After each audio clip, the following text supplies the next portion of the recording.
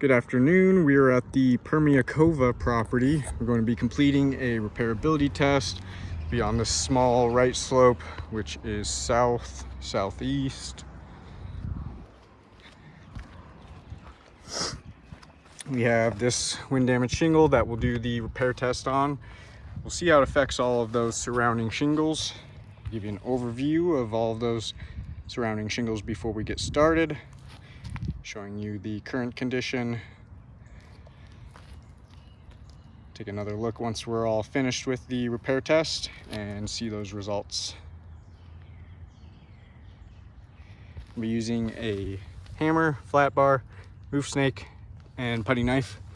Then we have this 45-degree angle tool that we'll use to give us a reference point for what 45 degrees looks like. Slide it underneath that damaged shingle. And I'll give you some views of that.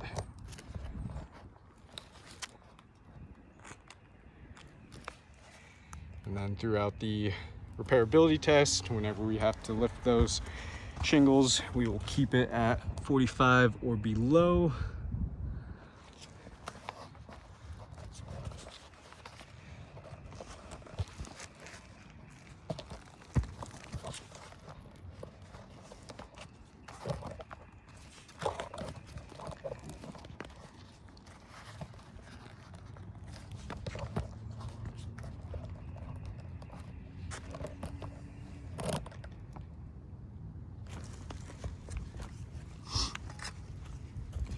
Alright, I'm going to get started.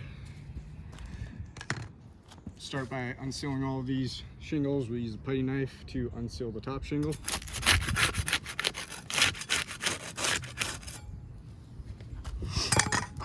I'm going to use the flat bar to unseal the rest of those. See if there's any differences with those two tools.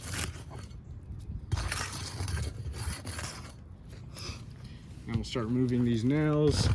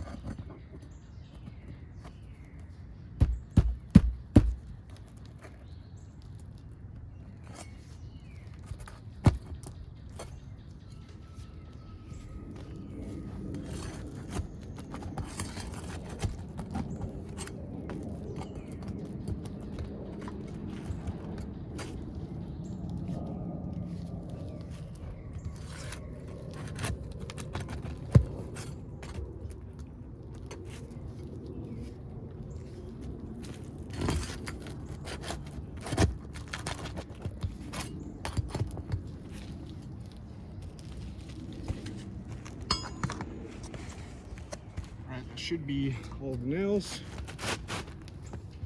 Looks like we missed one.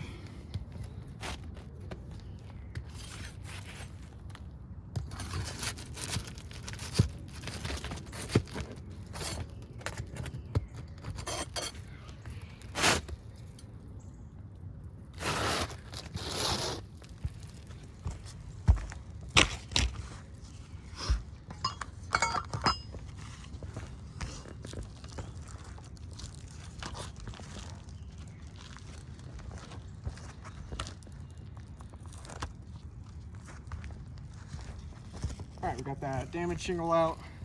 I'll slide this new shingle in, get it all lined up nicely.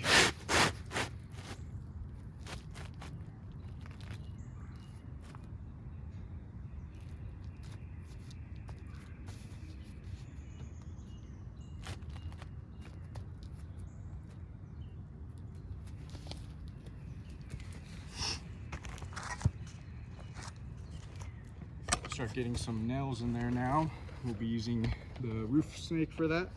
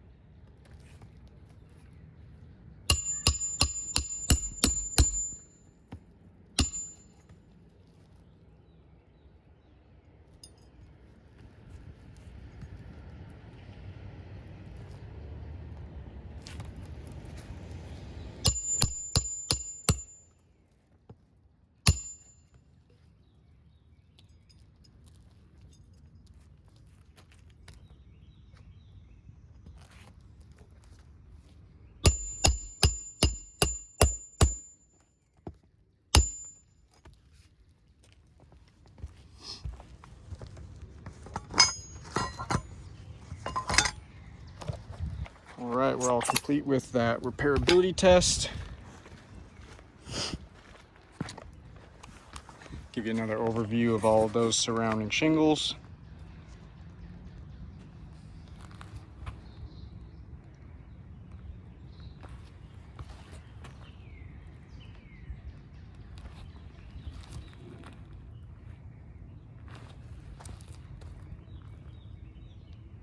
Take a closer look at these tabs right above that damaged shingle we pulled. You can see some stress fractures along these shingles where the matting was broken. So those stress fractures will be damaging the integrity of that shingle, also affecting its water shedding capabilities, as the matting is the main component for that.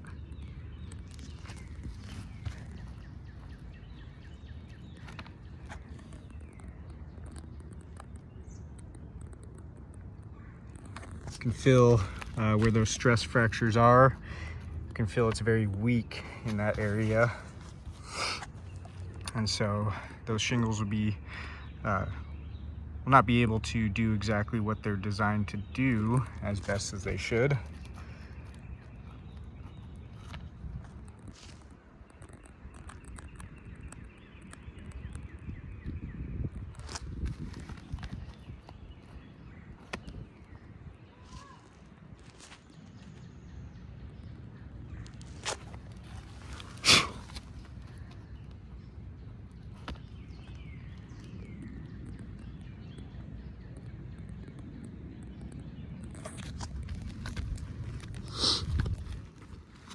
Take a look at any mat transfer caused. See some mat transfer there. You can see where that came from the bottom of that tab when unsealing that. That's leaving some exposed fiberglass we can see there.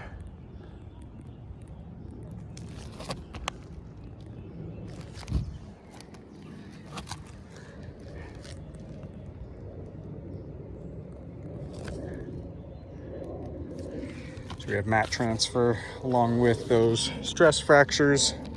That'll be damaging the shingles.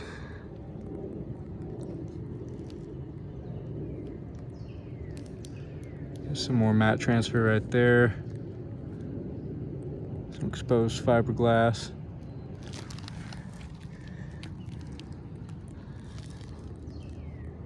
Right there as well.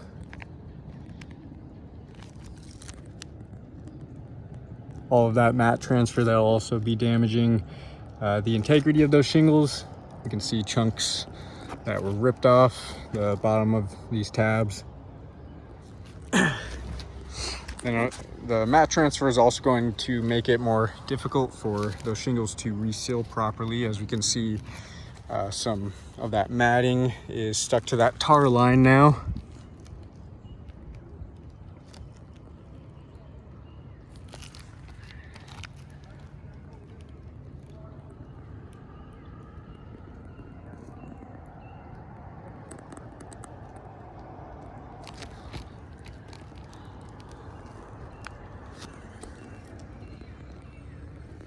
Some mat transfer right there. See where that came from, the bottom of that tab. We have mat transfer along both of these rows, which we use the putty knife to unseal the top one and the flat bar to unseal this lower one here. So looks like either tool that is used is going to cause mat transfer. So with those damages, that'll be leaving those shingles in a condition where there will be some potential water intrusion due to those damages. We can see an additional 3 damaged shingles. We got 1 tab on 5, shingle 6, and shingle 8. So I don't believe repairs are feasible to this roof. As we can see, the wind damage is very widespread. We got it all over this right slope here, all over the front slope as well. We can see the condition that those surrounding shingles will be left in if repairs were completed. They'll be left with stress fractures, mat transfer, and there will be potential leak hazards all over this insured's roof, and I do not believe that that would be indemnification. And then we can also see when making repairs to this right slope, I want to point out how it'll also tie into this front slope as well. You can see how the shingles on this right slope go underneath the shingles on the front slope. So when completing repairs to these right slope shingles, in order to do that, these front slope shingles will have to be manipulated, most likely causing damage to those shingles as well, and having to make repairs up from there.